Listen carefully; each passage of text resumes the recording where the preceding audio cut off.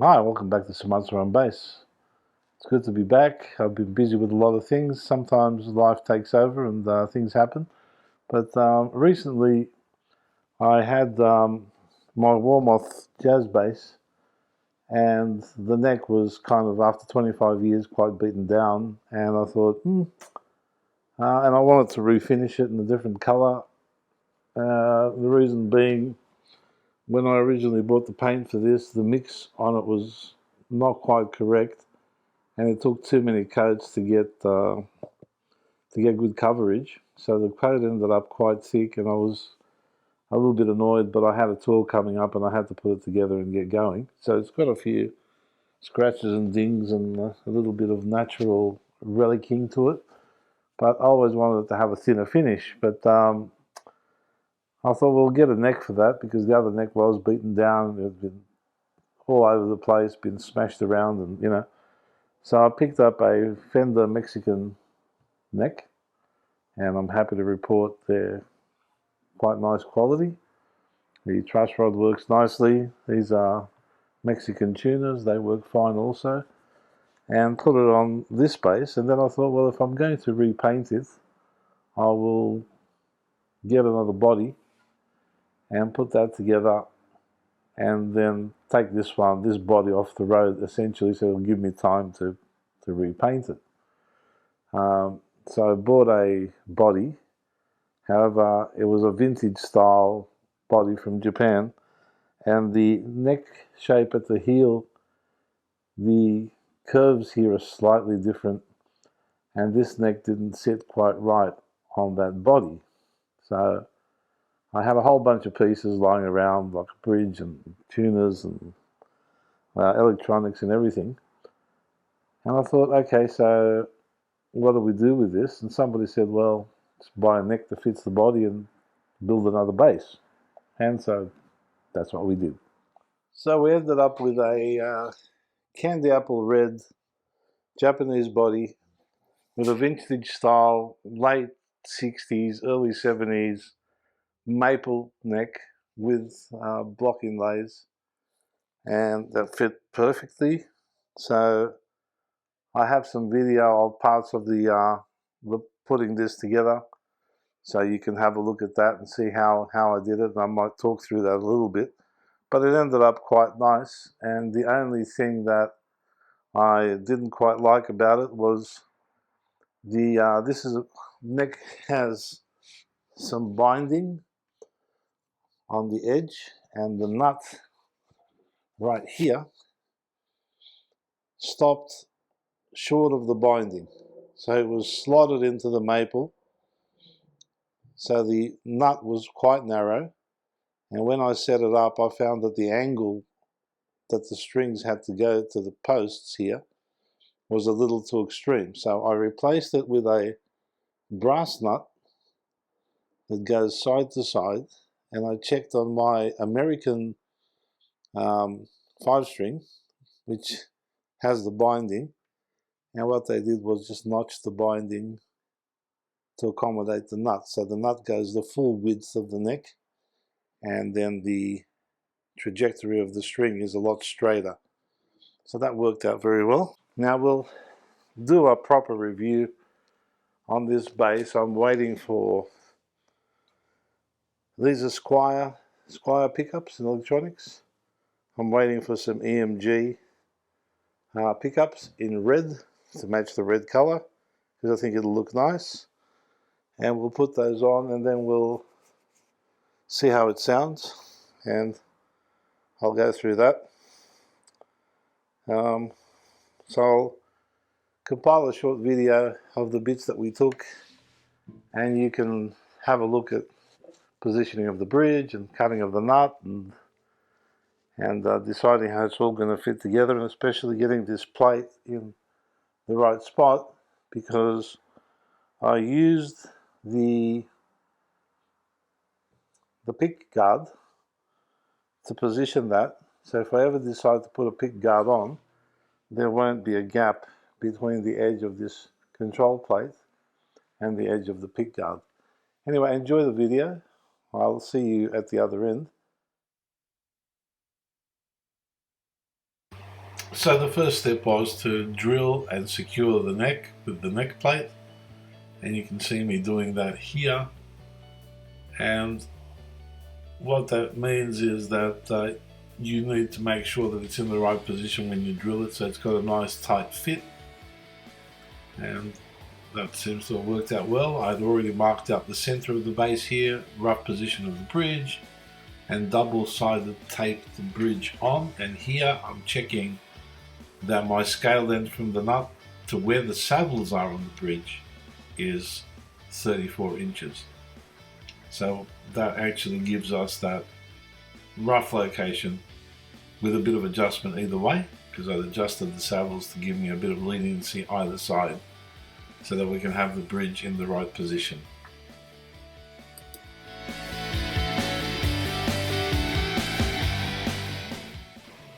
Now you can see that the saddle positions are about the 34-inch mark.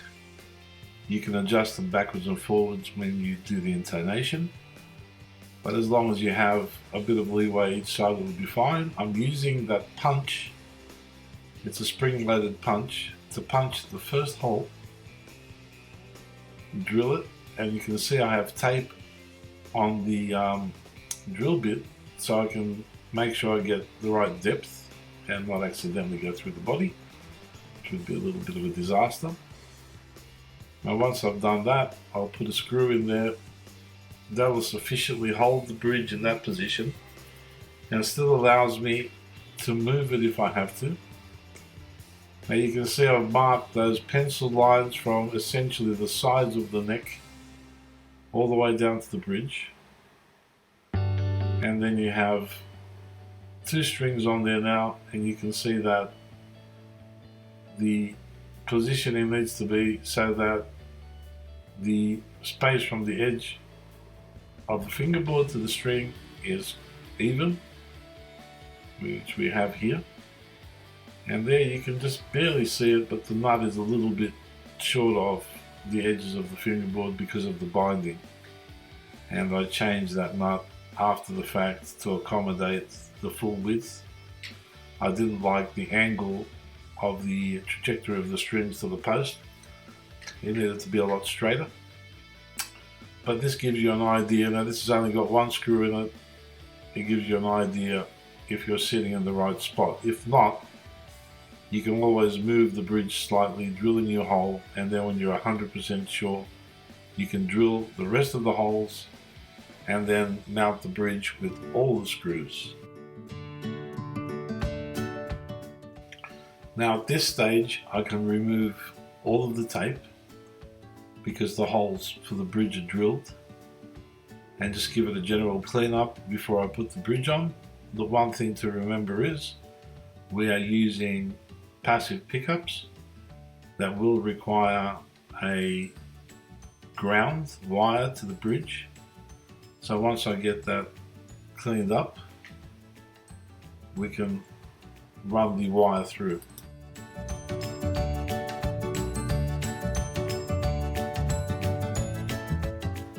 Now I prepared this wire, all the wiring earlier. This one will go through to the pickup route, and from that pickup route there's a hole for the pickup wires. It follows that all the way to the control cavity. I have already stripped the edges so that I can solder it on one end and it can just attach to the bridge just via pressure from the screws, really, on the bridge end, and then that bridge can be grounded.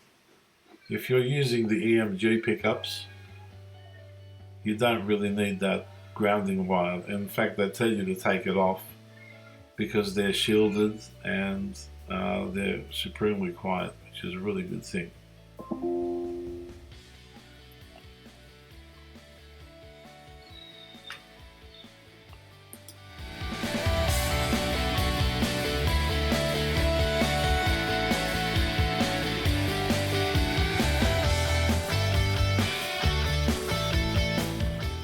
Here I'm putting on the two outside screws just to make sure I've got everything in the right place. Everything seems to be okay. I'm putting a bit of tape there so when I string it up I don't damage the finish, which is always a good practice. Even when you're changing strings, just put a little bit of painter's tape at the end of the bridge and you can keep that area looking nice without any scratches in the finish.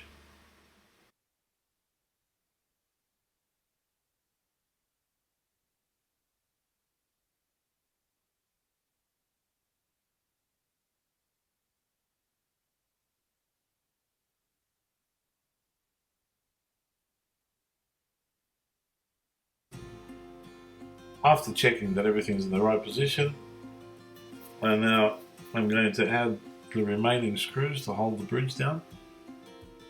And for all intents and purposes, that bridge is solidly mounted and we're good to move on to the next step.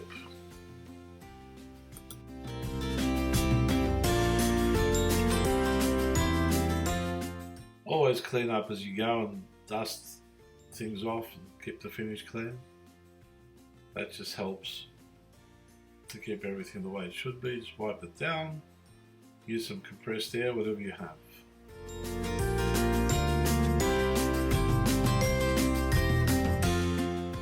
Now here I have installed the pickups with only 2 screws, and they have to be drilled, of course. Be mindful that you don't go too far with the drill because the pickup cavities are taking you closer to the back of the bass and you don't want to come through the other side. Always put, measure the depth and then always put a tape on your drill bit to show you exactly where to stop so you don't go too far. Here I'm just testing the fit of 2 different scratch plates. This one is off my Japanese Fender bass, which seems to be a better fit around that neck, so it must have something to do with the Japanese production. Now I'm just going to put tape around the cavity so while I work on it I don't scratch the finish.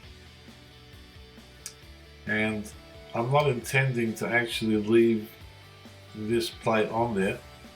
I really just want to use it to position the control plate, so if I ever decide to put it on, I don't have gaps between the control plate and the pick guard.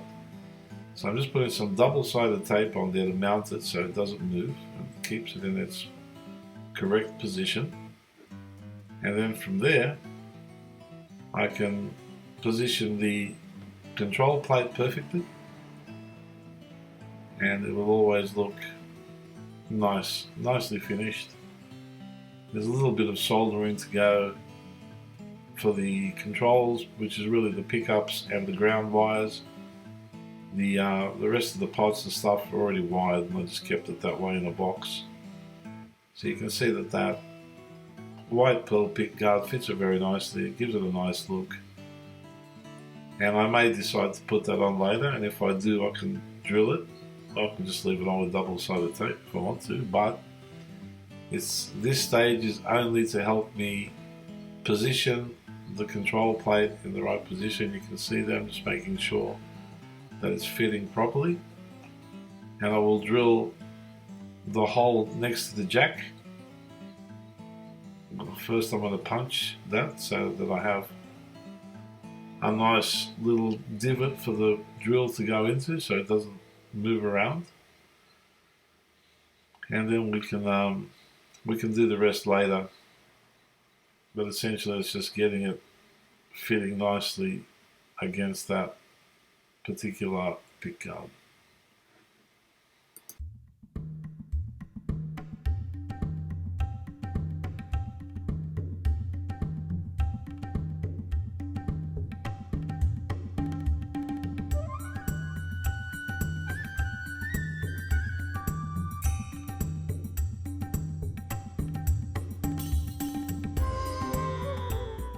Now again, this screw will hold the control plate in place.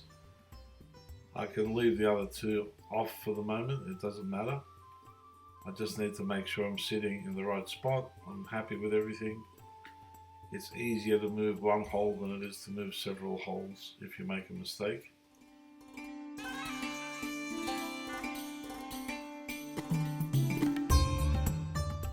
Now this nut gave me a little bit of grief.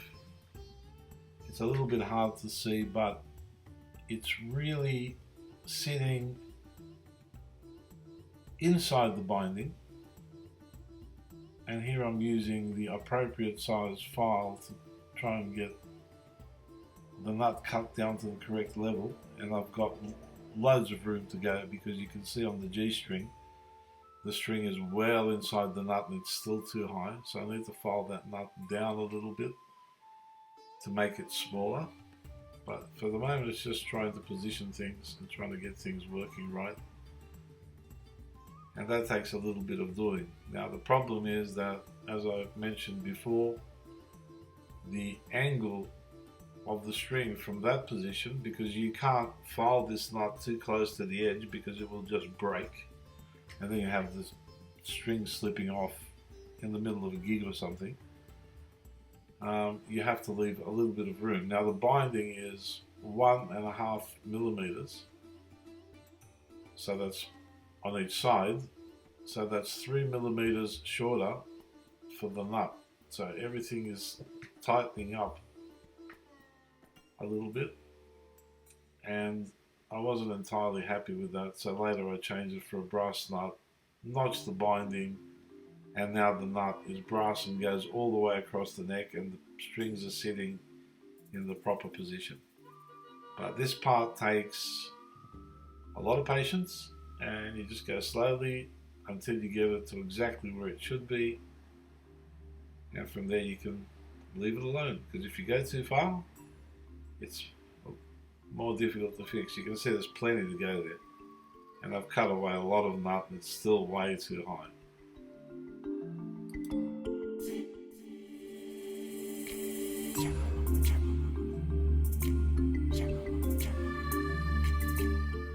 Now here essentially I'm just using a fret file to file down the nut because it's way too high, and just gradually filing it down until I get it to an appropriate level. Just clean the dust off with the brush, make sure you tape up either side so you don't damage the finish, and just go again. Patience is the key here, just go slowly, just bit by bit, until you end up where you want it. And again, trying to add to it is a lot more difficult, so just take it away gradually, check often, and then when you are in the right spot, you'll know.